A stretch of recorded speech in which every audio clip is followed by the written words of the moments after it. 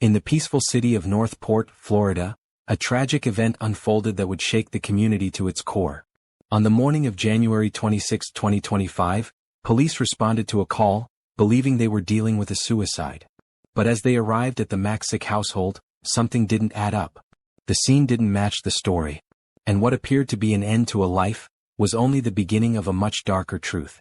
What could push an 88-year-old man to take the life of his wife, only to craft a story so carefully designed to make it look like something else? What happened behind the closed doors of their home in Northport that day?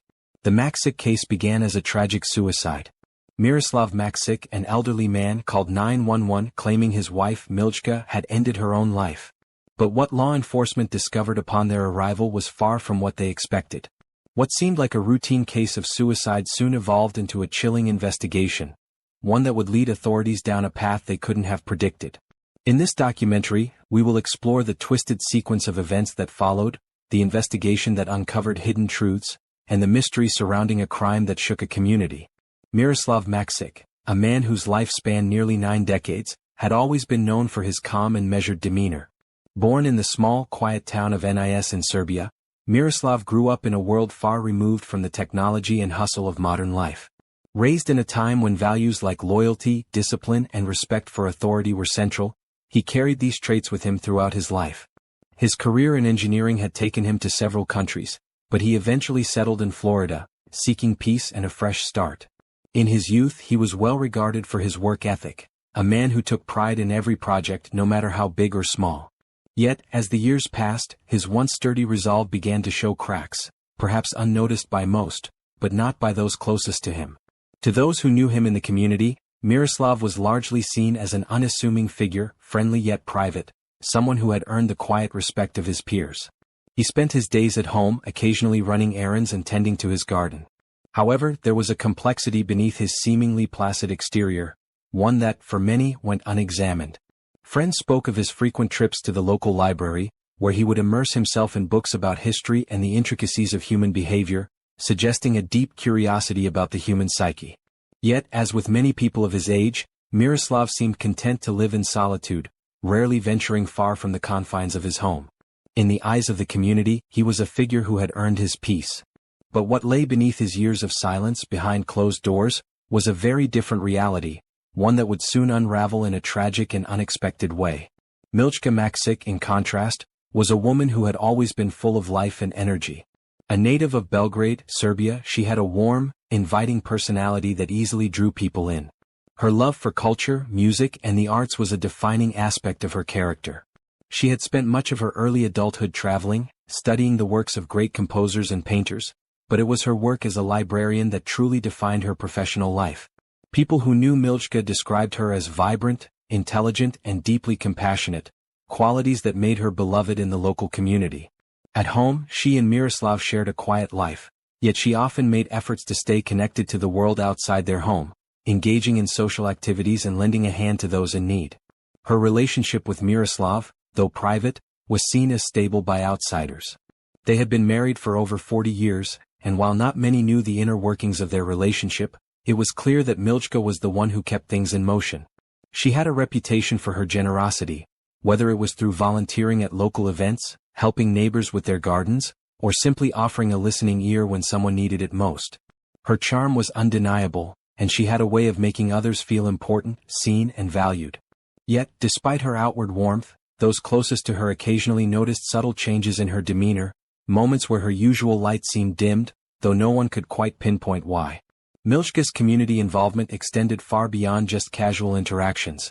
She was an integral part of various social groups and had always been deeply invested in the well-being of those around her.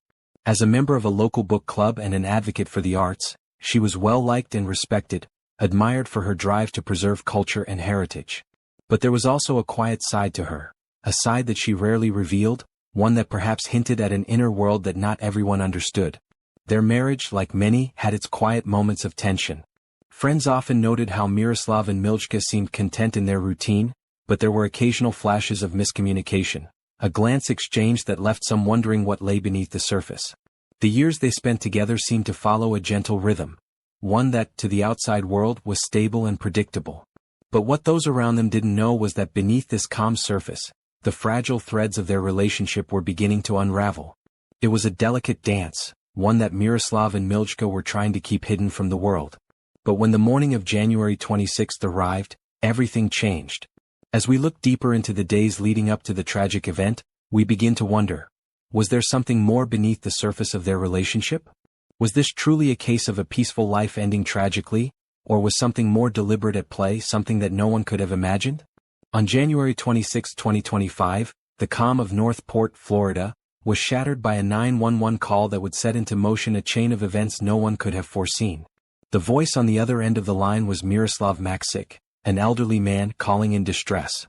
His words were clear, but the situation he described was anything but. His wife, Miljka, had taken her own life. The call was brief, and his tone suggested that he was shaken but not overly surprised. "My wife, she's gone," Miroslav said. "She shot herself?"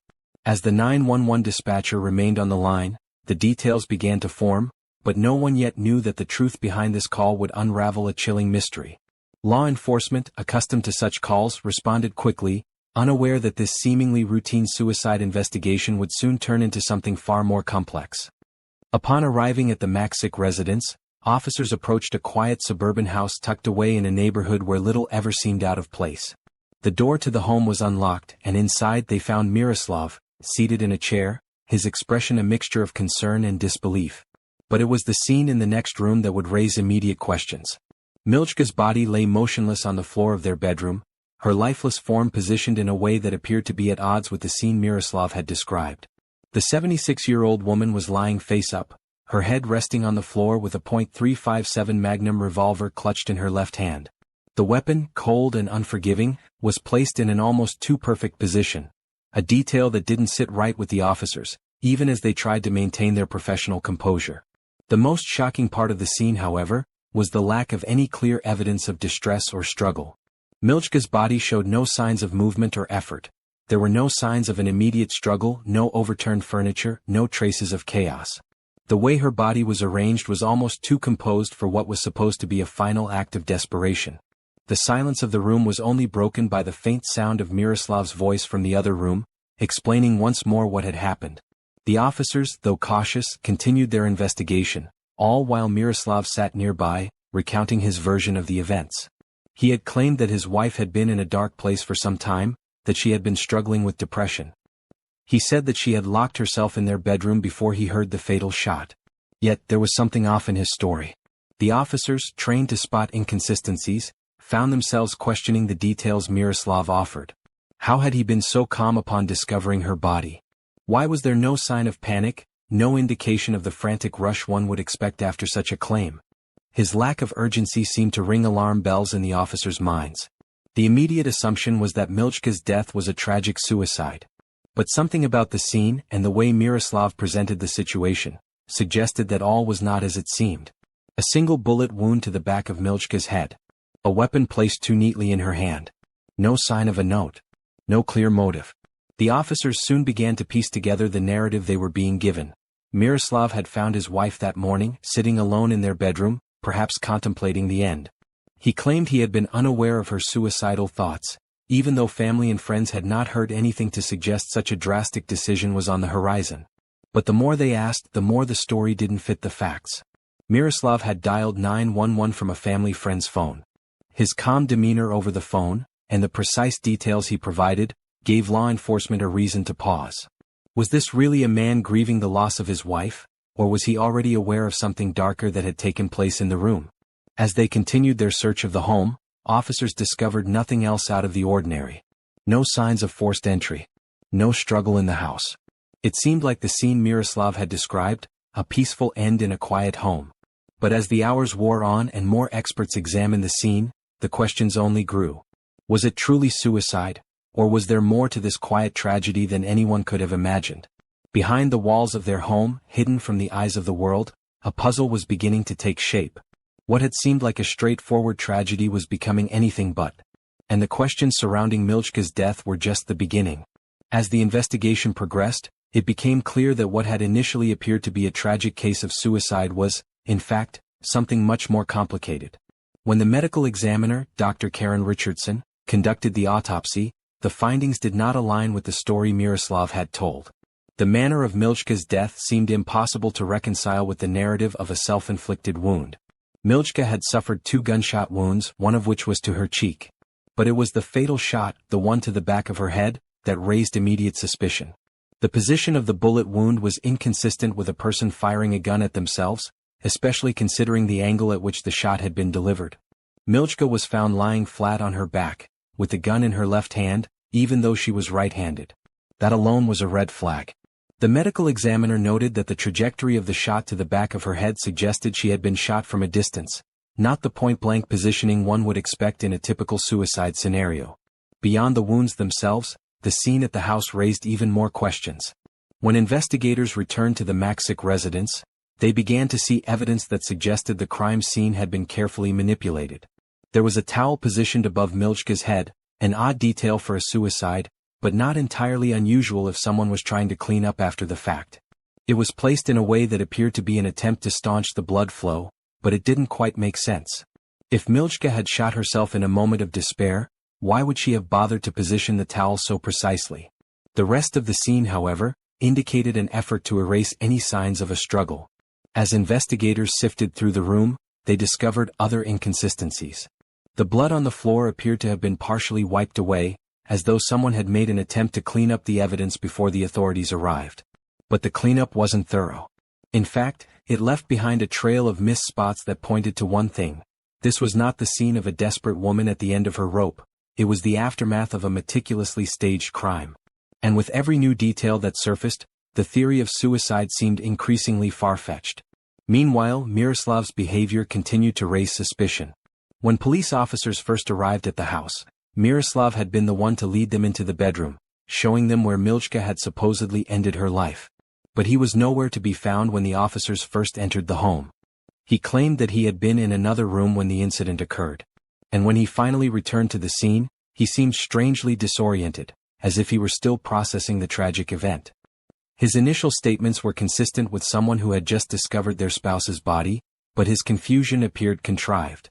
He struggled to remember specific details about the events leading up to Milchka's death, and his account of the night seemed inconsistent with the findings at the scene. Over the course of several interviews, Miroslav's statements began to shift, creating more doubt than clarity.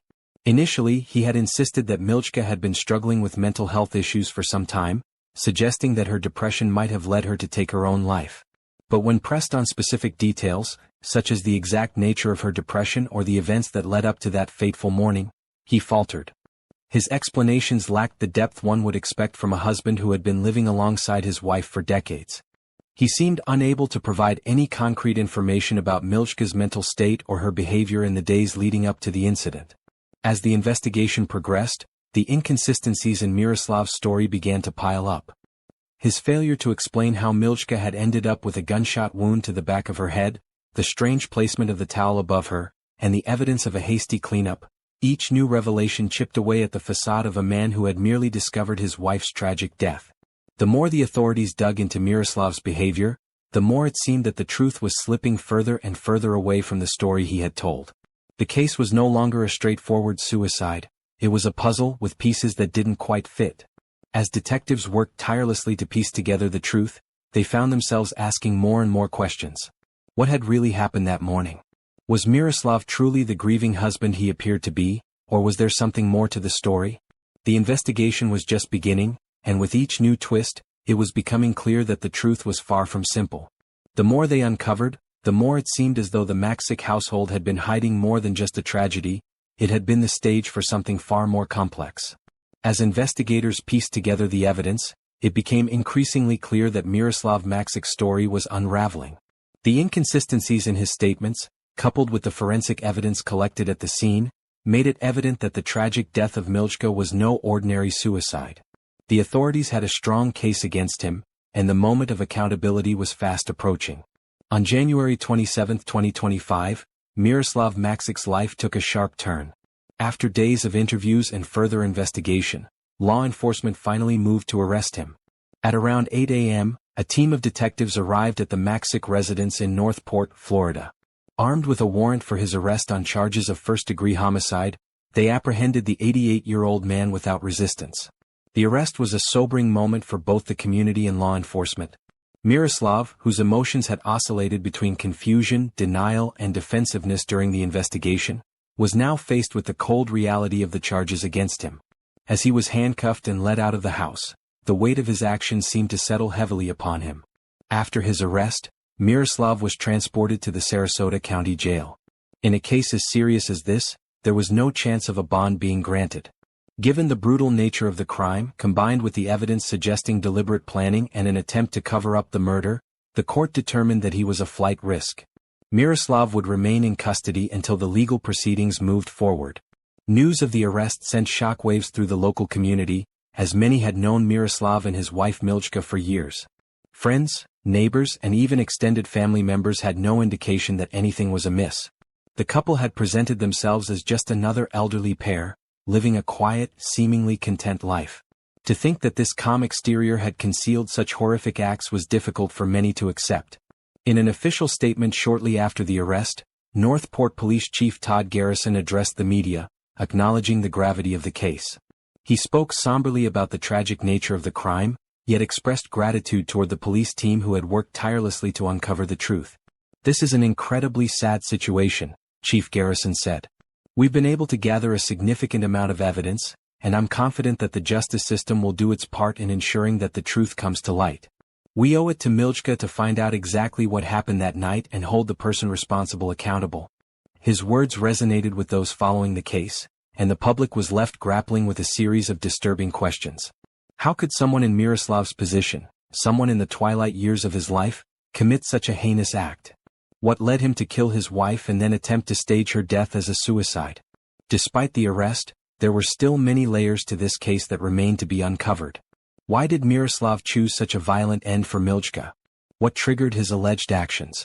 Was there a hidden history between them that could explain his behavior?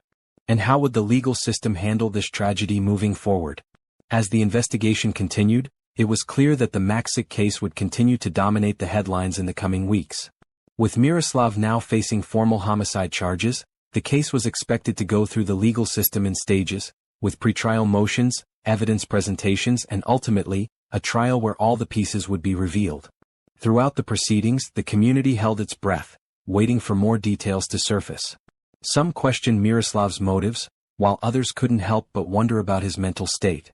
Was he truly aware of what he had done, or had age and perhaps dementia clouded his judgment?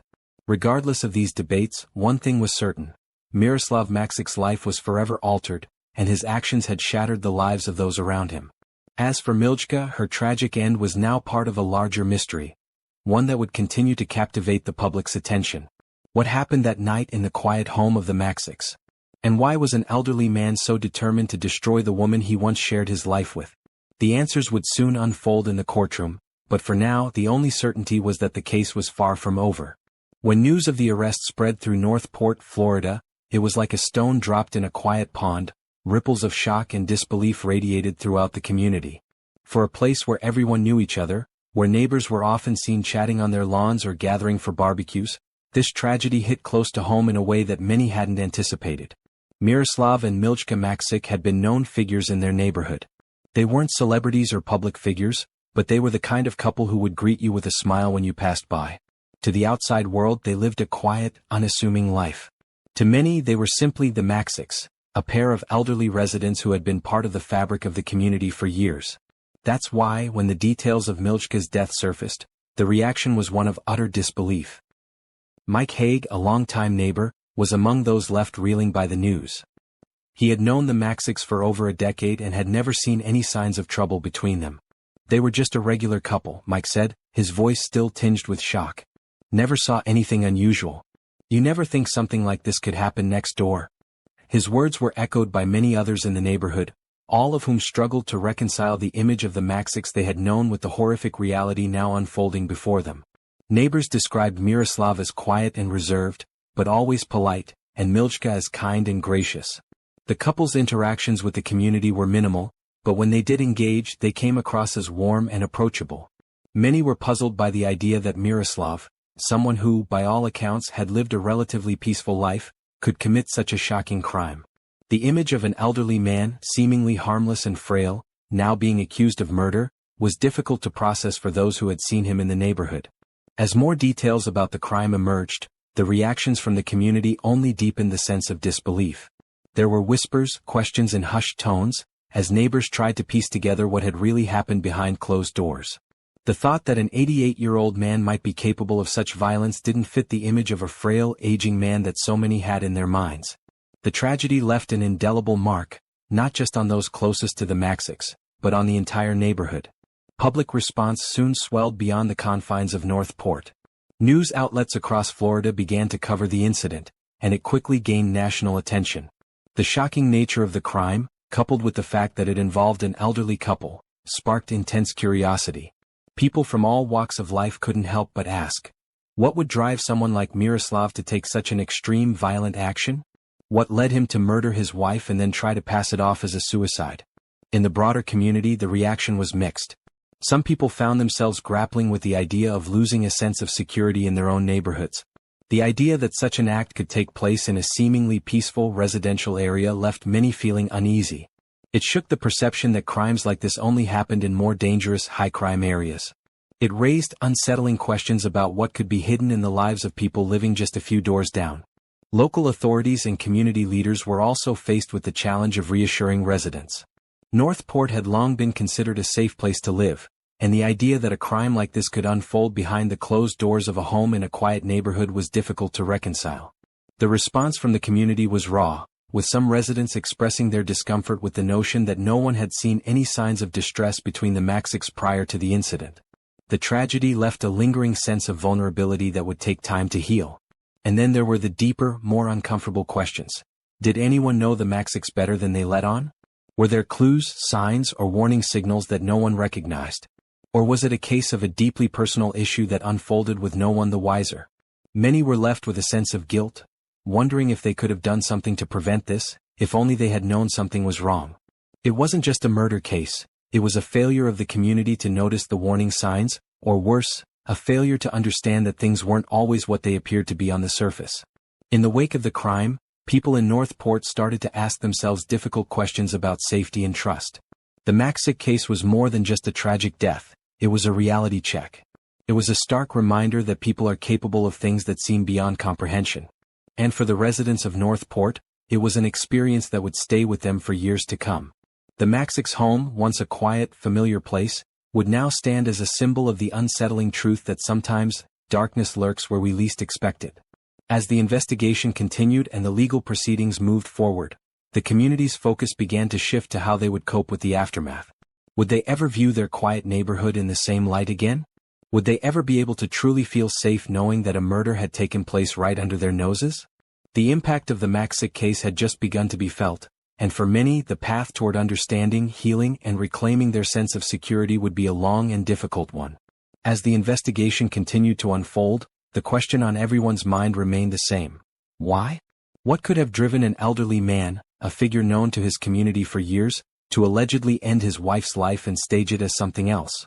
The deeper they looked, the more complex and unsettling the answers seemed to be. What appeared to be a tragic outburst of violence began to hint at something much more layered, perhaps rooted in years of unseen frustration, emotional turmoil, or even long-standing psychological factors. Psychologists, criminologists, and even those closest to Miroslav all struggled to understand what could have triggered such a violent act. At first glance, Miroslav was not the type of person one would associate with violence. His quiet, reserved demeanor had always suggested a man who was capable of controlling his emotions. But was it possible that the years of a seemingly peaceful life had masked something darker? Could there have been issues, frustrations, or emotions brewing beneath the surface for years, invisible to those around him? One theory that emerged was centered around what many experts call cumulative stress. The idea is that small, seemingly insignificant stressors accumulate over time, building pressure that is difficult to detect by those on the outside. For Miroslav, this could have been the strain of aging, the frustration of lost independence, or perhaps deep-rooted resentment in a relationship that, on the surface, appeared to be like any other. The emotional isolation that sometimes comes with aging can be an immense weight, and some experts suggest that Miroslav's actions may have been the result of reaching a breaking point, one that no one saw coming until it was too late.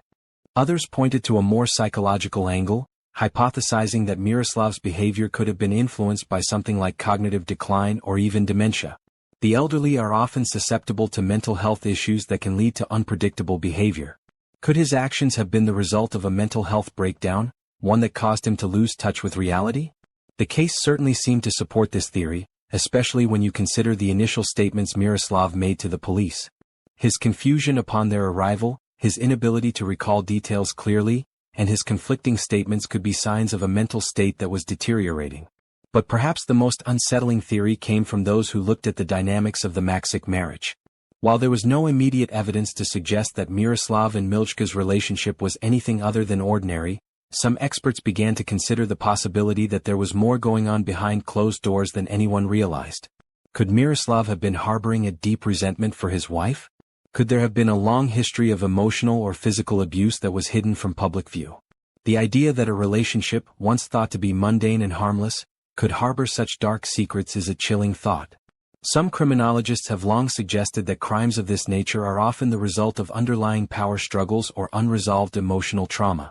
To gain deeper insight, several criminologists offered their professional opinions.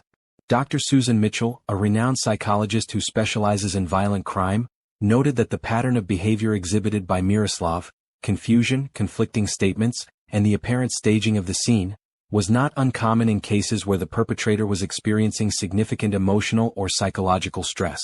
She explained that it's not unusual for someone to snap in a moment of crisis, particularly if they've been harboring deep-seated feelings of anger, betrayal, or isolation. According to Dr. Mitchell, the decision to stage the scene could have been an attempt to regain control over a situation that felt completely out of hand. In a similar vein, criminologist Dr. James Lawson pointed to what he called cognitive dissonance in cases like this. He explained that Miroslav's ability to be so inconsistent in his statements could point to a disconnect between what he thought had happened and what he ultimately had to explain to the authorities. Dr. Lawson suggested that perpetrators who are unable to reconcile their actions with their reality often attempt to create alternative explanations, conscious or unconscious, that allow them to navigate the conflict in their minds. In Miroslav's case, he may have been attempting to convince both himself and the police that his wife's death was something other than what it seemed, even if the facts didn't add up. While these psychological and criminological theories provided valuable insight, they didn't answer the fundamental question. Was this a planned act, a moment of madness, or something else entirely? The deeper investigators delved into Miroslav's mind, the more elusive the answers seemed. Was this a case of an elderly man overwhelmed by his circumstances and his psyche? Or was it the result of something more calculated, a hidden resentment that had been simmering for far longer than anyone had imagined? The psychological complexity of the case left the public and investigators grappling with difficult questions. What happens when someone we believe to be harmless, even benign, takes a violent turn? And how much of this was influenced by Miroslav's personal history, his relationship with Milchka, or the pressures of aging? These questions continue to fuel the investigation, and as they are answered, the chilling realization remains. The truth behind the Maksic case is far more complex than anyone could have ever imagined. The events that unfolded in North Port, Florida, left a community in disbelief. What began as a routine emergency call reporting a suicide quickly spiraled into a chilling homicide investigation that would captivate not just the local community but the entire nation. Miroslav Maksic, a man once thought to be a quiet, respectable figure, now stands accused of taking the life of his wife, Milchka, in what authorities believe was not a moment of madness but a calculated, cold act. From the discovery of Milchka's body with the revolver still clutched in her hand, to the unsettling inconsistencies in Miroslav's statements and behavior, the case has raised more questions than answers. What could have driven this man, so seemingly ordinary, so quietly embedded in his community, to such an unthinkable act? Was it a deep-rooted emotional crisis? A breakdown in his mental health? Or was there something more hidden beneath the surface for all those years? As the investigation continues and the case progresses through the legal system, the answers are still unclear. Theories abound, but the truth remains elusive. For the friends, neighbors, and family who knew Miroslav and Milchka, this case will undoubtedly leave a lasting scar. It's a reminder that behind every door, behind every smile, there can lie a story far more complex than we ever imagined. But what do you think? Could this tragedy have been avoided? What led to this shocking turn of events? Was Miroslav a victim of circumstances, or is there something darker at play? We want to hear your thoughts.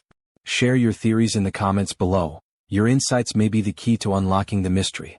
If you found this story as haunting and perplexing as we did, Make sure to like and subscribe for more true crime stories.